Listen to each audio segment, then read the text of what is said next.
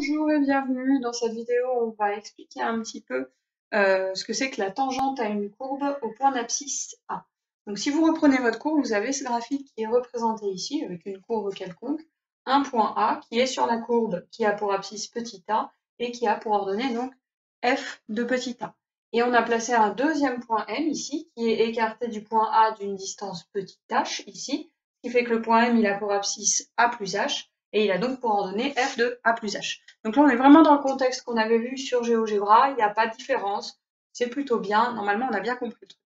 Donc là, ce qu'on avait fait sur GeoGebra après, c'est qu'on avait tracé la droite AM ici, et on avait essayé de rapprocher le point M de plus en plus du point A. Donc là, on ne peut pas le voir parce que le graphique est figé, mais il faut vraiment imaginer que le point M, il va se rapprocher de plus en plus du point A, infiniment proche, sans jamais être égal à 0, parce que si jamais la distance entre les deux vaut 0, à ce moment-là, j'ai plus de droite, j'ai simplement un seul point. Mais il faut que je garde deux points, ce qui fait que là, mon H, il est bien différent de 0, mais je vais faire en sorte qu'il devienne de plus en plus petit, 0,0000, avec une infinité de 0 et 1 après. Donc je vais avoir quelque chose de très petit et deux points qui sont très très proches.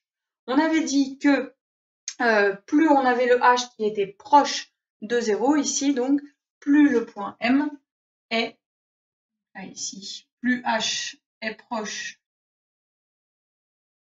de 0, plus le point M, qu'est-ce qui va se passer? Il va se rapprocher de A. Donc c'est ce qu'on voit assez bien sur le graphique. Il se rapproche du point A. Ça, c'est la première chose. Donc M va se rapprocher de plus en plus, de plus en plus, de plus en plus. Et nous, ce qu'on avait dit, c'est qu'en plus de ça, si les points étaient très proches, on obtenait toujours une droite, parce qu'on avait deux points qui étaient séparés. Mais cette droite-là ici, elle prenait vraiment la pente de la courbe, à peu près, et on appelait donc cette droite, la droite AM, la tangente. Donc là, ici, on appelle la position limite de cette droite. Cette droite est la tangente à la courbe. On précise toujours une tangente à quoi? Donc ici, ça serait à la courbe CF en A. Voilà, donc là, si je rapproche le point M de plus en plus, je vais obtenir quelque chose qui se rapproche d'une tangente. Ce qui n'est pas vrai si le point M est très éloigné. À ce moment-là, la droite va couper la courbe.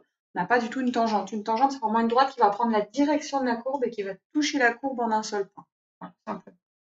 Alors, on vous demande en plus, d'après le paragraphe précédent, plus h est proche de 0, plus le quotient taux de h. Donc nous, on avait vu que le petit quotient taux de h, lui, si on faisait la limite quand h tend vers 0, lui, il se rapproche de, et le calcul qu'on faisait à chaque fois, c'était f' de petit a. Donc là, mon quotient, si j'ai h qui tend vers 0, je fais la limite de ce quotient, de ce taux de h, quand h tend vers 0. À ce moment-là, on avait appelé cette limite f' de a, le nombre dérivé de f en a. Alors concrètement, là, ici, qu'est-ce que ça veut dire? Eh bien, ça veut dire que plus je vais avoir h qui devient proche de 0, plus ma droite devient une tangente. On sait que ce taux d'accroissement, lui, c'est la pente de la droite AM. Donc, ça voudrait dire que c'est la pente de la tangente. Autrement dit que la pente de la tangente, c'est f' de a. Donc là, concrètement, c'est exactement ce qu'on obtient sur un graphique. Le f' de a, on va pouvoir le lire graphiquement. Ça, c'est la pente de la tangente. Le coefficient directeur de la tangente au point d'abscisse A, c'est f' de a. Donc là, vous pouvez compléter coefficient directeur au point d'abscisse A et f' de a. Alors, le petit résumé en dessous, finalement, c'est ça que vous allez devoir retenir absolument. En résumé, alors je vais écrire vraiment grossièrement, mais c'est l'idée qu'il faut avoir en tête, ça vous ne l'écrivez jamais sur une copie. Hein. C'est que f' de A, c'est toujours égal à la pente de la tangente au point d'abscisse A. Donc sous-entendu, la tangente à la courbe, d'accord? Mais quand vous avez un f', comment est-ce que je lis graphiquement un f' de petit a? Eh bien simplement, ça correspond à une pente, d'accord? Là, le f', c'est le pente d'une tangente. Maintenant, pour savoir quelle tangente, je regarde, c'est petit a. Donc je vais chercher la tangente au point d'abscisse petit a. Donc juste après, sur la page suivante, vous avez quelques petits exercices à compléter.